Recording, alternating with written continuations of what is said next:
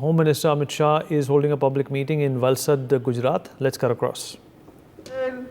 રાકેશભાઈ દેસાઈ, અરવિંદભાઈ પટેલ, ઉપસ્થિત સૌ સંગઠનના હોદ્દેદારો અને આજે જે યુવા નેતા, ભાઈ આ પોલીસ વાળા વચ્ચે ફરવાની જગ્યાએ એક જગ્યાએ બેસી જાઓ ભાઈ, કશું થવાનું નથી. ફરફર કર્યા કર, એક જગ્યાએ ઉભા રહી જાઓ.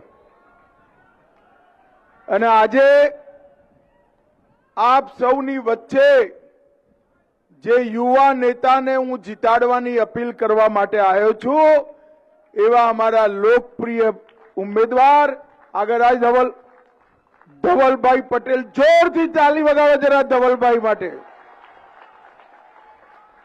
અને વલસાડની આ પવિત્ર ભૂમિ પર ઉપસ્થિત સૌ ભાઈઓ, બહેનો, માતાઓ અને મારા જીગરના ટુકડા જેવા યુવા મિત્રો, આપ સૌને નમસ્કાર.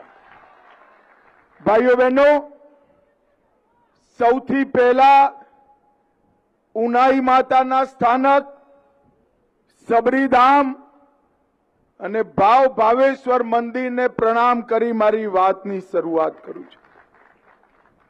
ભગવાન સ્વામિનારાયણ, સાંઈ બાબા મંદિર, ચંડિકા માતાજીને પણ પ્રણામ કરી મારી વાતની શરૂઆત કરું છું.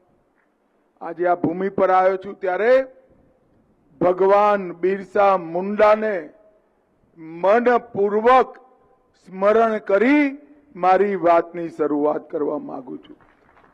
માં સબરીની આ ભૂમિ સમગ્ર ભારત માટે ગૌરવની ભૂમિ છે.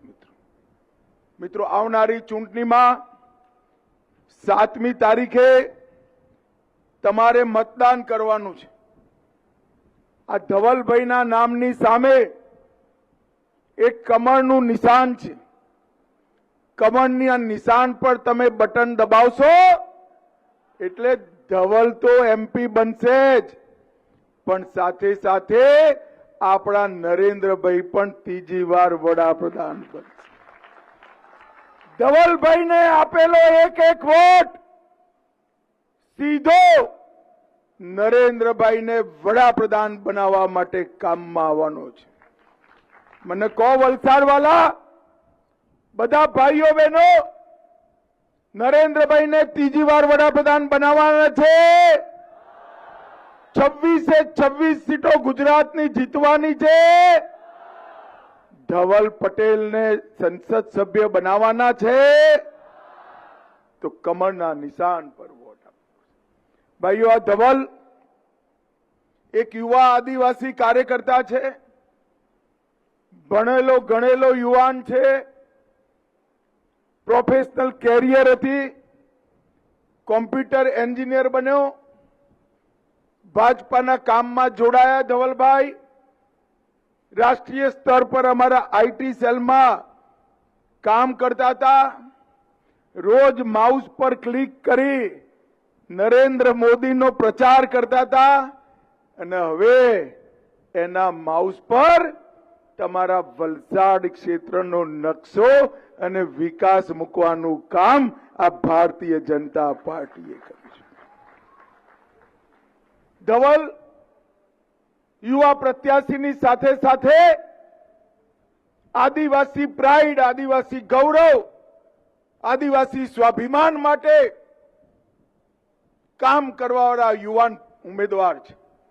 ધવલભાઈએ જનજાતિ સ્વાતંત્ર્ય સેનાનીઓ માટે એક પુસ્તક લખ્યું છે.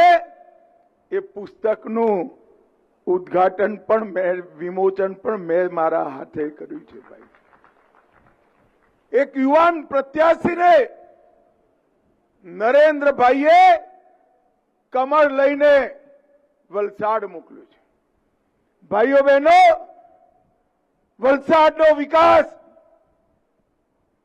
વલસાડની અંદર રોજગારી અને આપણું વલસાડ સમગ્ર આદિવાસી પટ્ટામાં વિકસિત જિલ્લો બન્યો એનું કારણ આપણે અહીંયા ભારતીય જનતા પાર્ટીને ચૂંટીને જીતાડી.